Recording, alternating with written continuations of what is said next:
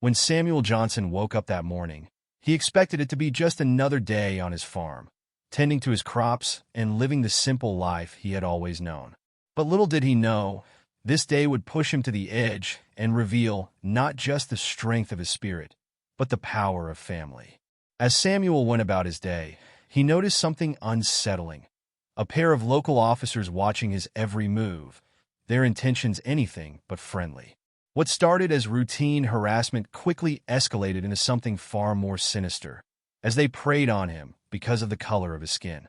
But what those officers didn't realize was that Samuel wasn't just a humble farmer. And as the truth about his family and their influence came to light, it wasn't just the officers who were left in shock. It set off a ripple effect that would change their town forever. Before we get into this gripping story, let us know in the comments where you're watching from today. And if you're ready to be moved by Samuel's journey, don't forget to hit that subscribe button. The morning sun cast long shadows across Samuel Johnson's farm as he worked methodically through his daily routine. At 78 years old, his movements were slower than they used to be, but his hands remained steady and strong from decades of working the land. The dawn light caught the silvery strands in his close-cropped hair as he bent to inspect a row of young corn shoots, his weathered fingers gently touching the tender leaves. Looking good this year, he murmured to himself, satisfaction evident in his deep voice. The 20 acres he tended weren't vast by modern farming standards, but every inch was meticulously maintained.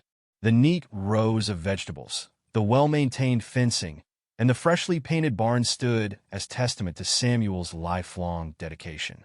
Rising carefully, he stretched his back and surveyed his property. The modest white farmhouse where he'd raised his family sat at the end of a dirt driveway, its wraparound porch swept clean despite the constant battle with Georgia red clay dust. This land had been in his family for 3 generations, purchased by his grandfather in the years following emancipation. Samuel felt that history in every step he took across the fields. As the morning progressed, Samuel climbed into his old pickup truck, heading into town for supplies. The vehicle, like everything else he owned, was well-maintained despite its age. He pulled into Parker's General Store, the bell above the door announcing his arrival, with a cheerful jingle. "Morning, Mr. Johnson," Tommy Parker called out from behind the counter. The young shopkeeper's face lit up with genuine warmth. "How are those tomatoes coming along?" "Morning, Tommy," Samuel replied, his usually serious expression softening. "They're coming along just fine. Should have the first batch ready for your mama's famous chow chow in about 2 weeks. She'll be mighty pleased to hear that. Nobody's tomatoes compare to yours, Mr. Johnson. It's like you've got magic in those hands." As Samuel gathered his supplies, other customers filtered in and out of the store. Some, like Mrs. Harrison, the retired schoolteacher, offered polite but distant nods. Others, like Bill Whitaker and his teenage son, deliberately avoided eye contact, shifting away when Samuel walked down the same aisle. The subtle dance of small-town racial dynamics played out in silent gestures and averted gazes. "Don't mind them none, Mr. Johnson," Tommy said quietly as he rang up Samuel's purchases. "Some folks just can't seem to move with the times." Samuel's smile was gentle but tired. "Been that way all my life, son. Some things change slower than others." He counted out exact change from his worn leather wallet, the movement practiced and precise. Driving back home, Samuel's eyes briefly caught the photograph tucked into his dashboard. It showed a younger version of himself standing proudly next to his son Derrick at his FBI Academy graduation. Now a high-ranking official in the bureau, Derrick had come a long way from the curious boy who used to follow Samuel around the farm, asking endless questions about everything from soil pH to weather patterns. Samuel's chest swelled with pride at the thought of his son's achievements, though he rarely spoke of them to others. That wasn't his way.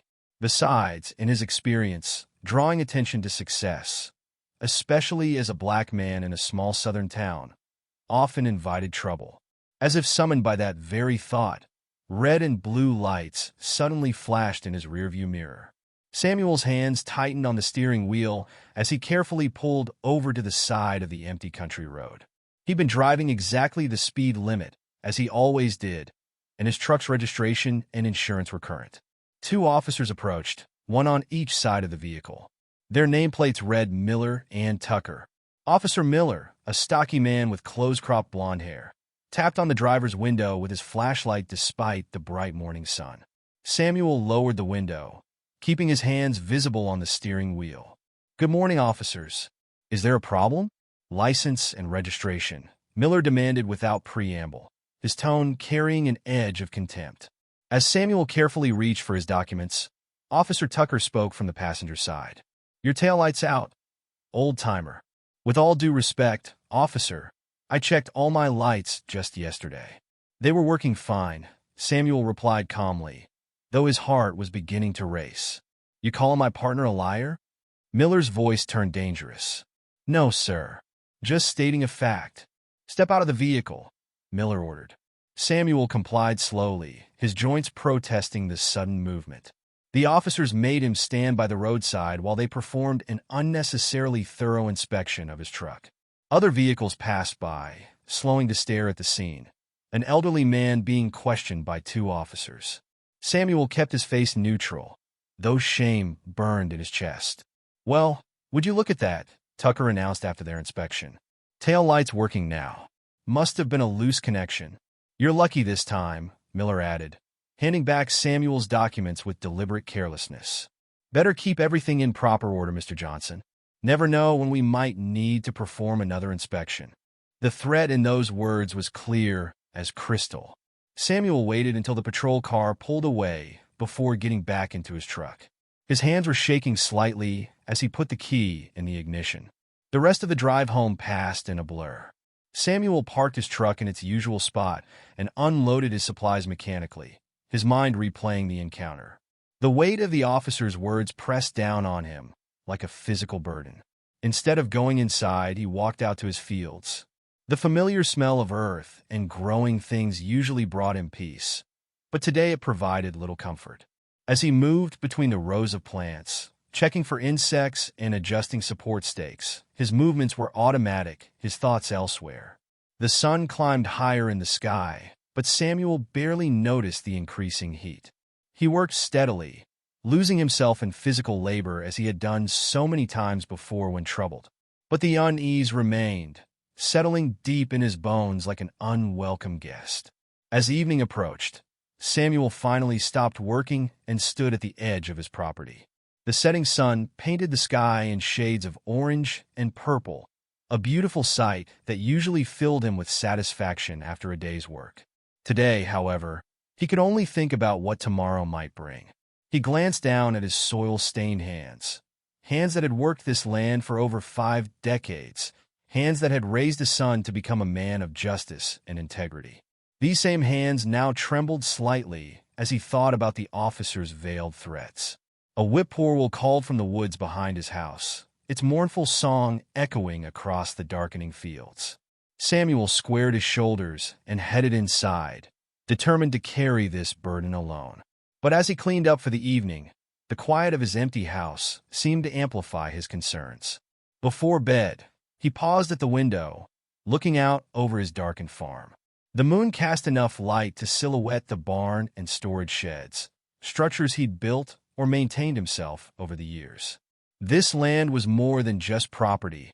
It was his heritage, his life's work, his legacy. The thought that it might now become a source of vulnerability weighed heavily on his heart. "Lord, give me strength," he whispered into the darkness, his voice barely audible even to himself. Then he turned away from the window, preparing himself for whatever challenges tomorrow might bring, knowing that for now, his fears would have to remain unspoken. The patrol car sat idle behind May's Country Diner, its engine ticking as it cooled in the late morning heat. Inside, Officers Miller and Tucker lingered over their third cup of coffee, the remains of breakfast scattered across the dashboard. The air conditioning struggled against the Georgia summer, and sweat beaded on Miller's forehead as he watched customers come and go from the diner's sun-bleached entrance. "You know what I've been thinking about?" Miller said, wiping his face with a paper napkin. "That old man Johnson's place. Did you see how well-maintained everything was? Man that age, sitting on property like that. Bet he's got a nice little nest egg tucked away." Tucker shifted in his seat, the leather creaking beneath him. "Yeah, I noticed that too. All that equipment, those new storage sheds. Even got one of them fancy irrigation systems in his south field." He took a long sip of his coffee, grimacing at the bitter dregs. People like him, they always keep cash around. Don't trust banks much. Can't blame him, Miller chuckled darkly. Banks weren't too friendly to their kind back in the day. But he's got money stashed all over that farm. The morning sun glinted off the diner's windows, casting sharp reflections across their faces. Tucker crumpled his empty cup and tossed it into the back seat, where it joined a small collection of fast food wrappers and empty energy drink cans. "Remember that Vietnamese couple with the convenience store over in Bedford County?" he asked, a slow smile spreading across his face. "What was it we found wrong with their place? Health code violations?" "Fire code," Miller corrected, grinning. "Amazing how many violations you can find when you know where to look. They paid up nice and quiet, didn't they? $5,000 to make it all go away.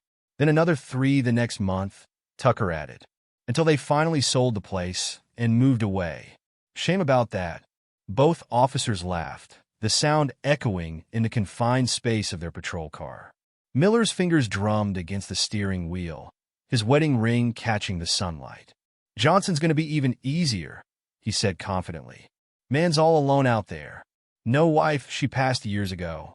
Son moved away to the big city. Nobody to make a fuss. Plus, who's he going to complain to?" Tucker snorted. "Sheriff Davis? Man spends more time on the golf course than in his office. Deputy Phillips? That boy's so green he probably still sleeps with his teddy bear." "Perfect setup," Miller agreed. "And it's about time we did another property inspection, don't you think? Make sure everything's up to code." The patrol car's engine roared to life, and they pulled out onto the main road. The town's modest buildings gave way to rolling farmland, the morning sun painting everything in deceptively peaceful shades of gold and green.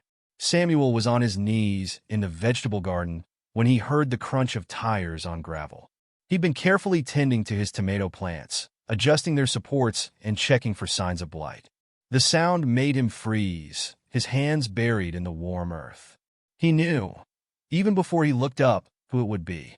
The patrol car's door creaked open, and Miller stepped out, adjusting his gun belt with practiced authority.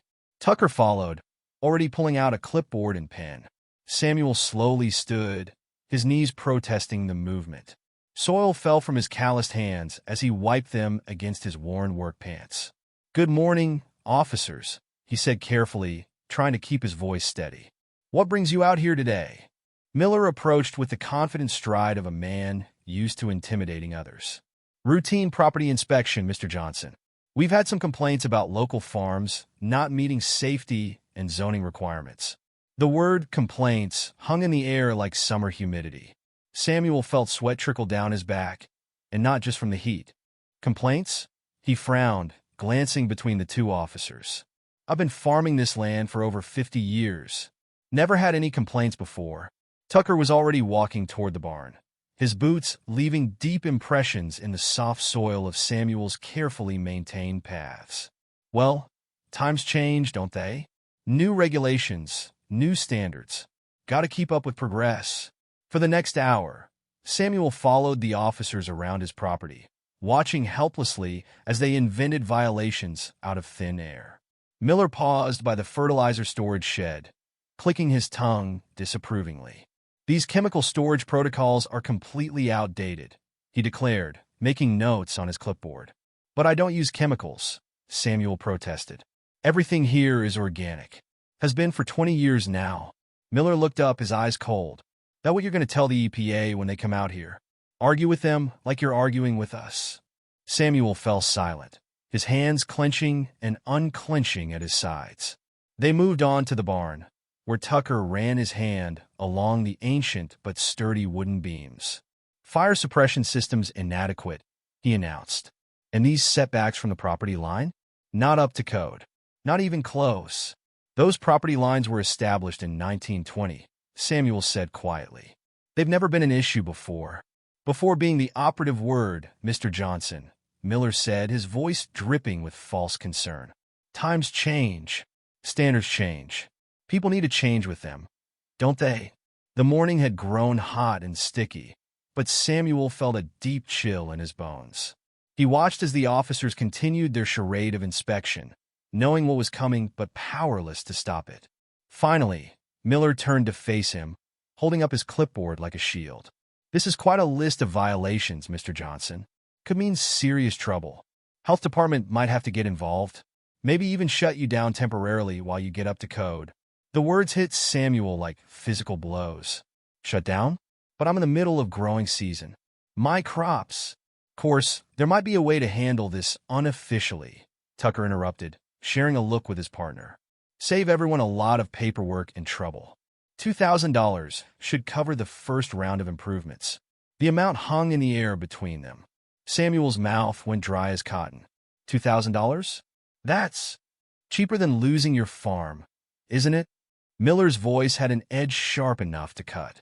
"We'd hate to see that happen, Mr. Johnson. Place like this, been in your family a long time, hasn't it?" Samuel looked around at his land. The neat rows of vegetables, the well-maintained buildings, the fields his father had worked before him. Everything he'd built his life around. Everything he'd hoped to pass on to Derrick someday. The weight of generations seemed to press down on his shoulders. I'll need to go to the house to get it," he said finally, his voice barely above a whisper. Inside his kitchen, Samuel's hands trembled as he reached for the old coffee can hidden behind the flour containers in his pantry. The metal was cool against his fingers as he removed the lid. Inside lay the money he'd been saving for new irrigation equipment that would have helped him expand his organic operation next season. As he counted out the bills, memories flooded his mind. His father teaching him to count change in this very kitchen.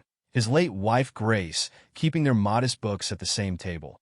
Young Derrick doing his homework there, while Samuel calculated crop yields.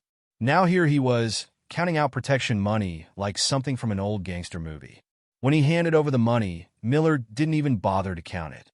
He just folded the bills and stuffed them in his shirt pocket, a smile playing at the corners of his mouth.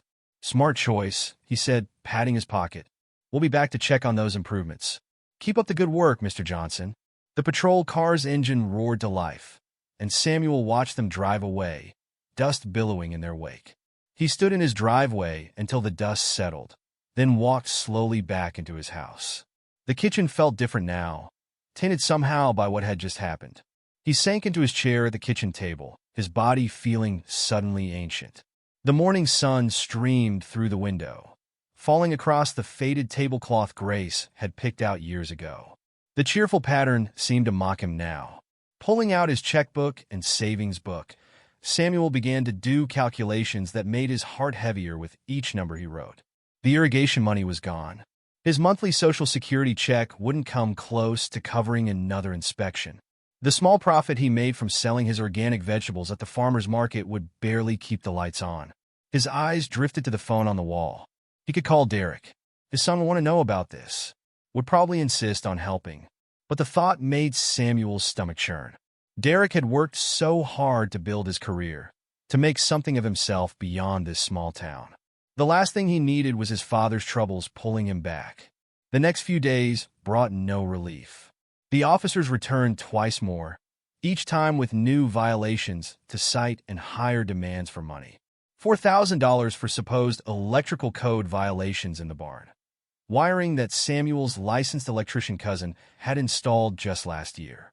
$3,000 for improper waste management, though his composting system was so efficient that the County Agricultural Extension Office had used it as a demonstration site. Each visit left him more drained, both financially and emotionally. His savings vanished like morning dew under a hot sun. The stress began to show in his work. He found himself making simple mistakes, forgetting to water sections of crops, missing signs of pest damage he would normally spot immediately. His beloved farm, always so meticulously maintained, began to show signs of neglect. The tomato plants he'd been so proud of developed blight because he missed the early warning signs. The corn wasn't getting proper irrigation because he couldn't focus on maintaining the schedule. Even his regular customers at the farmer's market noticed the decline in quality, though they were too polite to mention it. One evening, as he sat on his porch trying to figure out how to make his remaining money stretch, his phone rang. Seeing Derrick's name on the caller ID made his heart skip a beat. For a moment, he considered not answering, but he knew his son would only worry more if he didn't pick up. "Hey, Dad," Derrick's warm voice came through the speaker. "Just checking in. How are you doing?" Samuel shifted in his rocking chair, trying to keep his voice steady. I'm fine, son. Just another day on the farm. How's work keeping you? Busy as always. But something tells me you're not fine, Dad. Tommy Parker called me earlier today. Samuel closed his eyes, his free hand gripping the porch railing. Of course Tommy would notice something was wrong. The boy had known him his whole life, had practically grown up in Samuel's kitchen eating Grace's cookies and listening to farming stories. It's nothing I can't handle, Derrick. Dad? Derrick's voice was firm now, reminding Samuel of Grace when she wouldn't let him dodge a difficult conversation. Tommy says you look tired, worried. Says you've stopped coming into town as much. And he mentioned something about police cars being out at the farm. What's going on? Samuel sat silent for a long moment, watching the sunset paint the sky in shades of orange and purple, the same colors his father had taught him to watch for, to predict the next day's weather. The weight of the past weeks pressed down on him like a physical thing. There have been some issues with the local police, he finally admitted. They've been conducting inspections, finding violations. What kind of violations? All kinds. Safety codes, zoning regulations. They say they could shut down the farm if I don't address them. And let me guess, they're offering to handle it unofficially for cash payments? Samuel's silence was answer enough. The creaking of his rocking chair filled the pause in conversation. How much have they taken, Dad? About 9,000 so far, Samuel admitted quietly, the number tasting bitter in his mouth. But Derrick, don't you worry about $9,000? Derrick's voice rose. Dad, that's extortion. Why didn't you tell me sooner? You've got your own life, your own responsibilities. I didn't want to burden you with this. You're not a burden, Dad. You're my father, and what they're doing is illegal. How long has this been going on? Couple of weeks now, since they pulled me over about a supposed broken tail light. There was a pause on the line, and Samuel could practically hear his son thinking. When Derrick spoke again, his voice was calmer, but had a steel edge to it that Samuel recognized from Grace's dealings with people who tried to take advantage of them.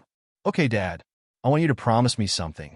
If they come back, don't give them any more money. Just stall them. Tell them you need time to get it together. Can you do that? I can try, Samuel said, watching a whippoorwill swoop across his field, catching insects in the fading light. But son, please don't do anything that might make things worse. These men, they're not afraid to throw their weight around. Trust me, Dad. I know exactly how to handle people like this.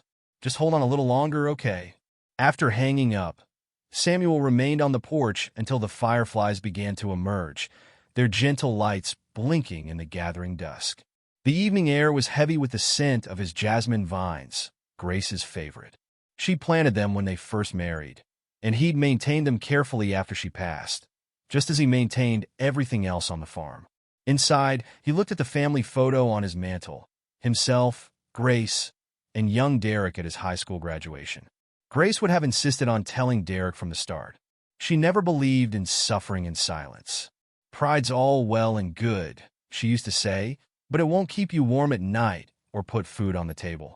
Maybe you were right, old girl, he whispered to the photo, touching it gently. Maybe you were right all along. He went to bed that night with his mind still churning. But for the first time in weeks, a small spark of hope had kindled in his chest.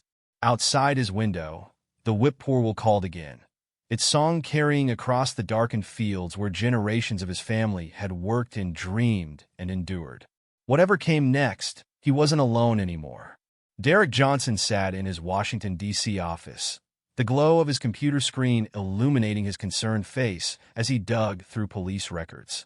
His father's phone call had set off every alarm bell in his mind, and now, 3 days later, he was piecing together a disturbing pattern. Jesus Christ, he muttered, scrolling through complaint after complaint against officers Miller and Tucker. Most had been dismissed or buried, but the pattern was clear. Traffic stops targeting minority business owners, suspicious property inspections, complaints that mysteriously disappeared after cash changed hands. His office phone rang, interrupting his thoughts. Johnson speaking. Sir, I've got those financial records you requested on the Spencer County Police Department, his assistant said. Sending them to your secure email now. Thanks, Sarah.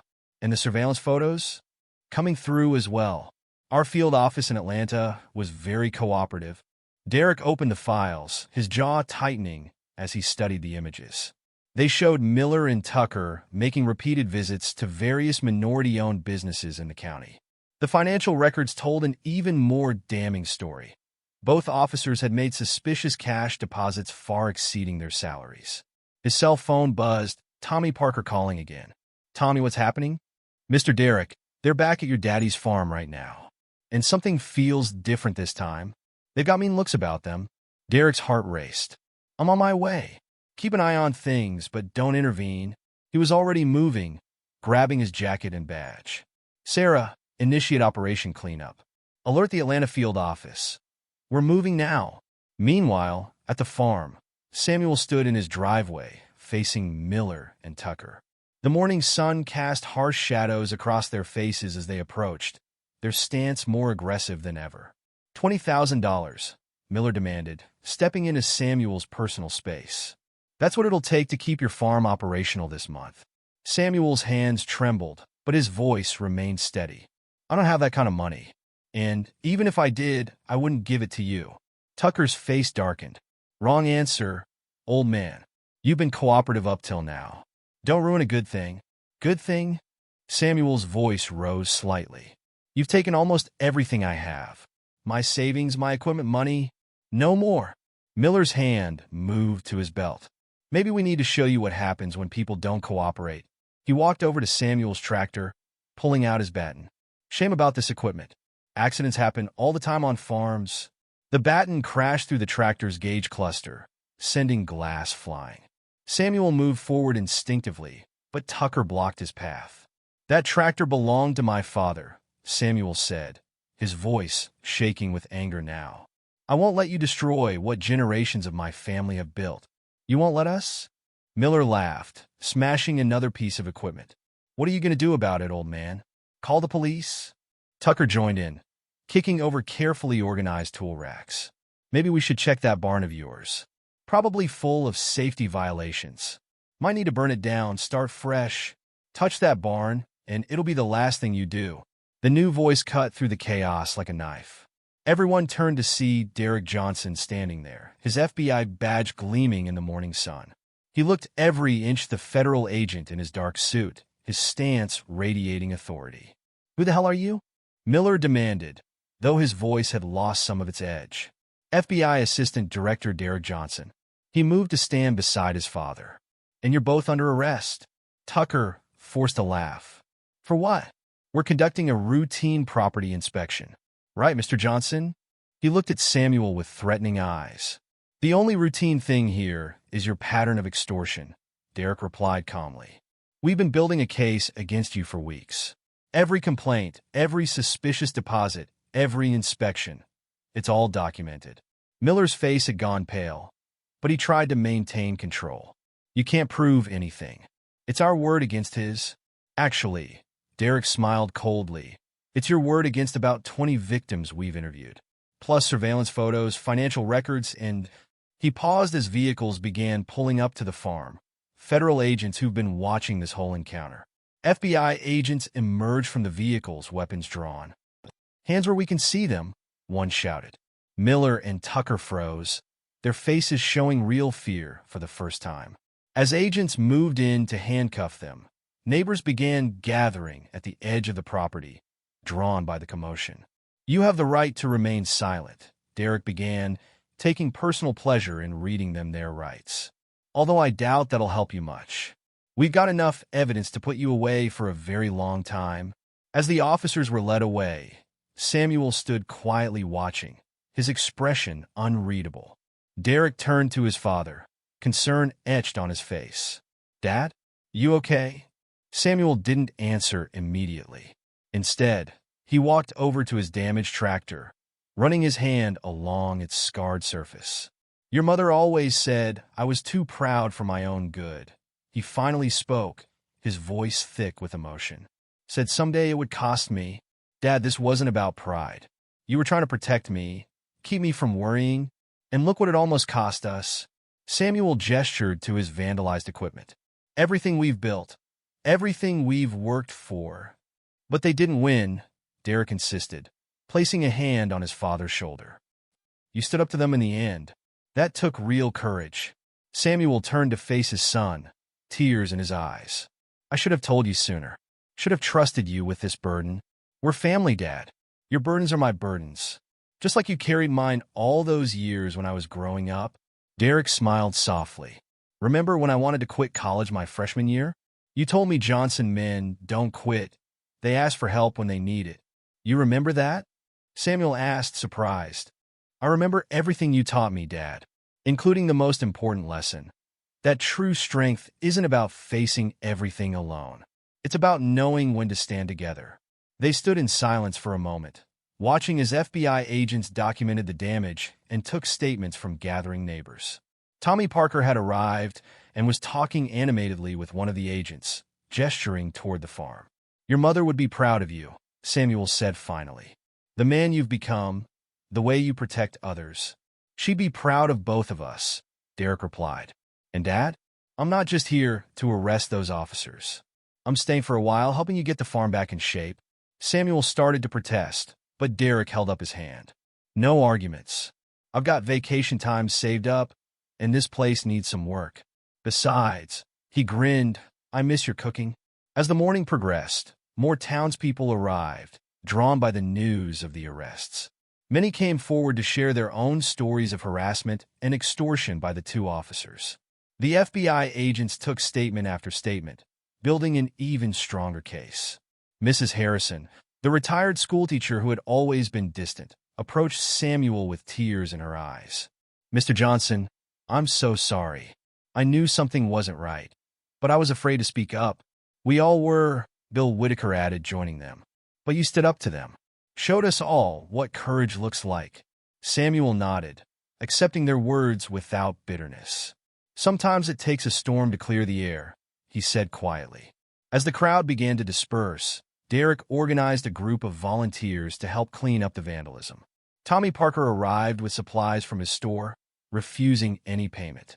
You've been looking out for this community for decades, Mr. Johnson, Tommy said firmly. Let us look out for you for a change. That evening, as the sun set over the farm, Samuel and Derrick sat on the porch, drinking cold lemonade and watching fireflies dance in the gathering dusk. The damaged equipment had been cleared away, and plans were already in place for repairs. You know what I keep thinking about? Samuel said, rocking gently in his chair. Your mother's favorite saying, the darkness doesn't last forever. Derrick smiled. She was right about that, just like she was right about asking for help. A whippoorwill called from the woods, its familiar song carrying across the fields where generations of Johnsons had worked and endured. But tonight, its melody seemed less mournful, more like a celebration of strength and family bonds that couldn't be broken by fear or intimidation. Tomorrow, Samuel said, we'll start rebuilding.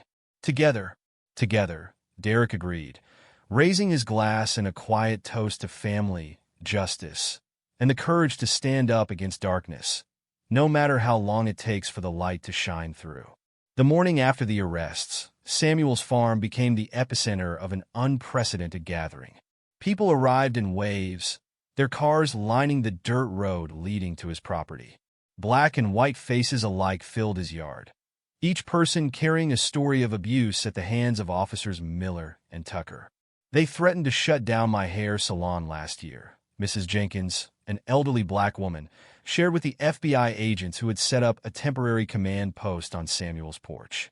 Said my ventilation system wasn't up to code. Took $3,000 to make it right. Similar stories poured in throughout the day. The Martinez family, who owned the Mexican restaurant in town, described months of harassment about their health permits. Mr. Chun, whose convenience store had been in the community for 2 decades, revealed how the officers had demanded protection money disguised as security consultation fees. Sarah Williams, a young reporter from the Atlanta Journal-Constitution, moved through the crowd, recording testimonies and taking photographs. This isn't just a local story anymore, she told Derrick, who was coordinating with FBI investigators. What happened here speaks to a pattern of systemic abuse that's been ignored for far too long. The town's mayor, John Patterson, arrived around noon, his face ashen as he listened to story after story. He'd been in office for 6 years but claimed ignorance of the officers' activities. With all due respect, Mayor, Tommy Parker spoke up, his usually cheerful face serious. "We tried to report this. How many complaints got lost in the system? How many times did people come to town hall only to be turned away?" The mayor had no answer, but his silence spoke volumes. Local news vans began arriving by mid-afternoon. The story was spreading rapidly. FBI uncovers years of police corruption in small Georgia town. The headlines painted a damning picture of institutional failure and racial targeting. Sheriff Davis, who had spent more time on the golf course than in his office, submitted his resignation by email. 3 other officers who had known about Miller and Tucker's activities but remained silent were placed on administrative leave pending investigation. Through it all, Samuel watched from his kitchen window, still processing the events of the past few weeks. The sight of his damaged farm equipment had been replaced by something remarkable: people working together to repair what had been broken. Bill Whitaker and his teenage son were fixing the tractor's gauge cluster, using parts donated by the local farm supply store. Mrs. Harrison organized a group of women to prepare lunch for the volunteers. Even Mr. Chin closed his store early to help repaint the barn door that Tucker had damaged. "It's something else, isn't it?" Derrick said, joining his father at the window. "All these people coming together?" Samuel nodded, his eyes misty. "Your mother always said there was more good than bad in people. Just takes the right moment for it to show." Outside, the work continued throughout the afternoon. The Martinez family's oldest son, who had just graduated with a degree in agricultural engineering, helped restore the irrigation system. Tommy Parker arrived with a truck full of supplies from his store, still refusing payment. "The way I see it," Tommy explained when Samuel tried to protest, "this community owes you a debt, Mr. Johnson. Not just for standing up to those officers, but for showing us what real strength looks like." As evening approached, Derrick gathered everyone in the farmyard for an update on the investigation. "We've uncovered evidence of at least 50 instances of extortion," he announced. "Miller and Tucker are facing federal charges that will keep them behind bars for a long time. But more importantly, we're implementing changes to prevent this from happening again." He introduced Agent Maria Rodriguez, who would be overseeing the restructuring of the local police force. "We're establishing new oversight procedures," she explained. "Community review boards, mandatory body cameras, regular audits of all police interactions. This won't be a quick fix, but it's a start." The crowd nodded approvingly. For many, it was the first time they'd felt heard by law enforcement. Later that evening, after most people had gone home, Samuel sat on his porch with Derrick, sharing a quiet moment as the sun set over the restored farm. "You know," Samuel said, breaking the comfortable silence, "I keep thinking about something your mother used to say. She'd tell me, 'Samuel Johnson, you're so busy standing tall, sometimes you forget to lean on others.'" Derrick smiled. "She was right about that. She was right about a lot of things." Samuel looked out over his fields, where the evening light painted everything in soft gold. "I spent so many years thinking I had to face everything alone. Thought asking for help meant showing weakness. That's not weakness, Dad. That's wisdom." Samuel turned to his son, pride evident in his eyes. "When did you get so smart?" "Learn from the best," Derrick replied with a grin. "You taught me about justice long before I joined the FBI. Watching you work this land, treat everyone with respect regardless of how they treated you. Those were my first lessons in what's right." A whippoorwill called from the woods, its song carrying across the twilight. Samuel listened, remembering all the evenings he'd spent on this porch, worried about the future. Now, for the first time in weeks, he felt truly at peace. "Tomorrow I head back to Washington," Derrick said softly. "But I've arranged for Agent Rodriguez to keep an eye on things here. She'll make sure the changes stick." Samuel nodded. "The town feels different already, like people are finally seeing each other clearly." "Change takes time," Derrick agreed. "But it starts with moments like this, people coming together, standing up for what's right." As darkness settled over the farm, fireflies began to emerge, their gentle lights dancing across the fields. Samuel thought about the generations of his family who had worked this land, faced their own struggles, endured their own storms. "Your grandfather would be proud," he said finally. "Not just of what you've accomplished, but of how you've used your position to help others. That's what he dreamed of when he bought this land. a place where justice could take root and grow. Derrick squeezed his father's shoulder. "It's still growing, Dad, and now it's stronger than ever." They sat together in comfortable silence, watching the fireflies and listening to the night sounds of the farm. The air was thick with the scent of jasmine from Grace's vines, and for a moment, Samuel could almost feel her presence, approving of all that had transpired. The next morning, as Derrick prepared to leave, the farm was already bustling with activity. More volunteers had arrived to help with the remaining repairs, and Tommy Parker was organizing a schedule to ensure Samuel had support through the harvest season. "You don't have to worry about me," Samuel assured his son as they stood by Derrick's car. "I'm not alone anymore." "You never were, Dad," Derrick replied, hugging him tightly. "You just needed reminding." As Samuel watched his son's car disappear down the dirt road, he felt a profound sense of peace settle over him. The morning sun cast long shadows across his fields, just as it had done every morning for decades. But now those shadows seemed less threatening, more like old friends marking the passage of time. He walked to his vegetable garden, kneeling to check the tomato plants that had suffered during his weeks of distraction. New growth was already visible, green shoots reaching toward the sun with renewed vigor. Like his farm, like his community, they were resilient, ready to flourish again after the storm. The sound of laughter drifted across the yard as more neighbors arrived to help. Samuel stood, brushing dirt from his knees, and smiled. His mother's old saying came back to him: "Justice is like a seed. It needs good soil, careful tending, and patience to grow." Looking around at his restored farm, at the people working together in the morning light, Samuel knew that seed had finally taken root. And this time, it would grow strong and tall, nurtured by a community that had learned the true meaning of standing together. Together, they would ensure that the darkness that had haunted their town would never return. And if it did, they would face it as one, just as they had done here on his farm, where generations of hope and determination had finally blossomed into something beautiful and lasting. True justice, growing strong under the Georgia sun. 3 months after the arrests of officers Miller and Tucker, Samuel Johnson's farm had transformed into something more than just a place where vegetables grew. It had become a symbol of hope and resilience for the entire community. The autumn air was crisp as Samuel stood in his fields, surveying the abundant harvest before him.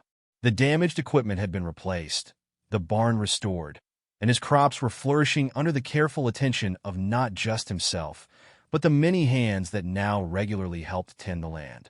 "Mr. Johnson," called Tommy Parker, walking up with a clipboard.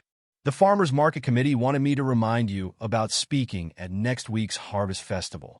Samuel chuckled, wiping his hands on his work pants. "Still not sure why they want to hear from an old farmer like me." "Are you kidding?" Tommy's eyes widened. "You're the reason this town's finally starting to feel like a real community again. People look up to you." It was true, though Samuel still found it strange. Since the incident, he'd been asked to speak at various community events, sharing his story of standing up to corruption. More importantly, his example had inspired others to come forward with their own experiences, leading to a wave of positive changes in town leadership. The new police chief, Maria Rodriguez, had implemented sweeping reforms. Body cameras were now mandatory, and a diverse community oversight board reviewed all complaints. The sight of patrol cars no longer filled people with dread. "You know what's really something?" Tommy continued, gesturing toward the road. "Look at who's working together now." Samuel turned to see Bill Whitaker's pickup truck pulling in, followed by Mr. Chen's van. The unlikely pair had become regular volunteers at the farm, setting aside years of prejudice to work side by side. Today, they were helping with the sweet potato harvest. "Morning, Mr. Johnson," Bill called out, waving as he parked. His teenage son jumped out of the truck bed, already heading for the tool shed. "Brought those new irrigation parts you needed." Mr. Chen emerged from his van carrying a large thermos. "Hot tea for everyone," he announced with a smile. "My wife's special blend. Good for strength." Samuel watched as they organized themselves, their easy camaraderie a stark contrast to the tension that had once defined their interactions. The farm had become neutral ground, a place where old barriers began to crumble. Later that afternoon, while taking a break on his porch, Samuel received an unexpected call from Derrick. "Dad, you'll never believe what happened." His son's excited voice came through the speaker.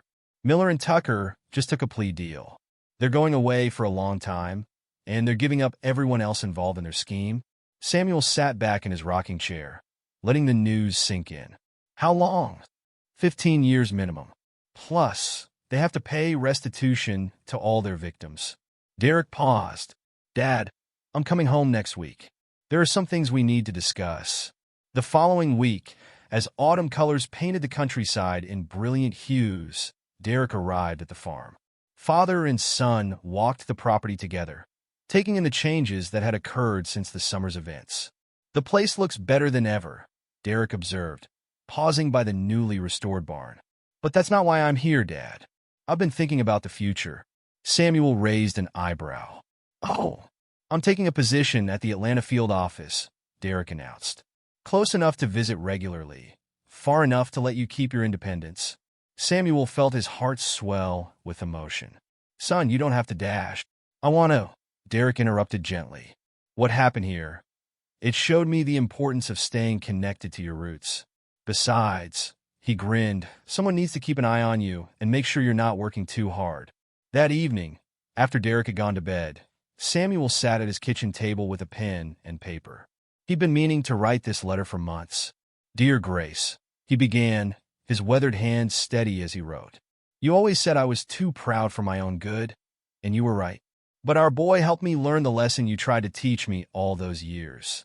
That true strength comes from standing together. You should see the farm now, sweetheart. Those jasmine vines you planted are still blooming, and they've spread all along the porch. But more importantly, you should see how the town has changed. People who never spoke to each other are working side by side in our fields. Children play together regardless of their color. It's becoming the kind of place we always dreamed it could be. Derrick makes us proud every day.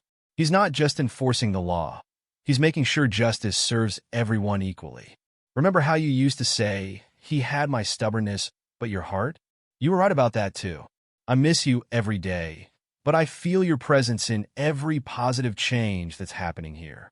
Your spirit of kindness and acceptance is finally taking root in this community, and I know you'd be smiling to see it." Samuel paused, wiping away a tear before continuing. "Our grandson starts college next year. Can you believe it? He wants to study agricultural science. Says he wants to help modernize the family farm someday. The legacy you helped build will continue growing, just like those jasmine vines. With all my love, Samuel." He folded the letter carefully and placed it in his Bible, next to the pressed jasmine flower he'd saved from their wedding day. The next morning, Samuel rose early as usual, but something felt different. The weight of fear and isolation that had burdened him for so long was gone, replaced by a sense of purpose and connection. As he walked his fields in the dawn light, he noticed Mrs. Harrison's car pulling up. The retired schoolteacher now ran a program bringing students to learn about organic farming practices on his land. "Good morning, Mr. Johnson," she called out cheerfully. "The fourth graders are coming today. They're so excited about harvesting those pumpkins they planted." Samuel smiled, remembering how this same woman had once crossed the street to avoid him. Now she was one of his most enthusiastic supporters. By mid-morning, the farm was alive with activity. Children's laughter mixed with the sounds of work and conversation. The Martinez family had set up their food truck near the barn, serving lunch to volunteers. The smell of fresh tortillas and Mrs. Chen's tea created an atmosphere of warmth and welcome.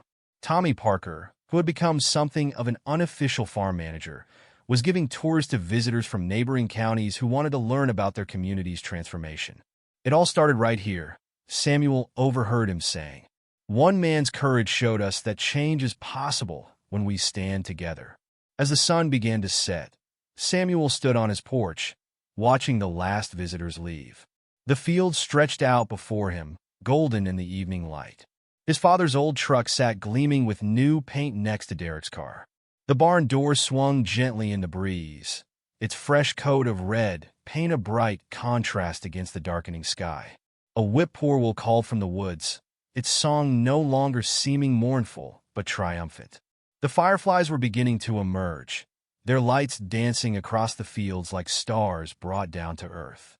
Samuel thought about the letter in his Bible, about Grace's jasmine vines still blooming, about Derrick moving closer to home, and about all the changes that had transformed his community. He thought about how fear and isolation had been replaced by strength and unity. "You were right, old girl," he whispered to the evening air, knowing somehow that Grace could hear him. The darkness doesn't last forever. Sometimes it just takes a little courage to let the light in, and as night settled over the farm, Samuel Johnson stood tall, no longer alone, but surrounded by the invisible threads of community, family, and hope that had finally woven themselves into something stronger than fear, more lasting than hatred, and more powerful than any darkness that might try to return. The farm would continue to grow, not just vegetables and fruits, but something far more precious, a legacy of justice, unity, and the courage to stand together against the shadows that threatened to divide them. And in that growth, Samuel had found not just peace, but a new purpose, one that would continue to bear fruit for generations to come. Samuel's and Derrick's story is a powerful reminder that real strength isn't just about standing tall when everyone is watching, but how you handle yourself when you're underestimated and alone. What would you have done in Samuel's shoes, facing such injustice? Have you ever been scammed by someone unjustly? Let us know in the comments below. And if this story moved you, don't forget to hit that subscribe button so you never miss more inspiring and heartwarming stories like this one.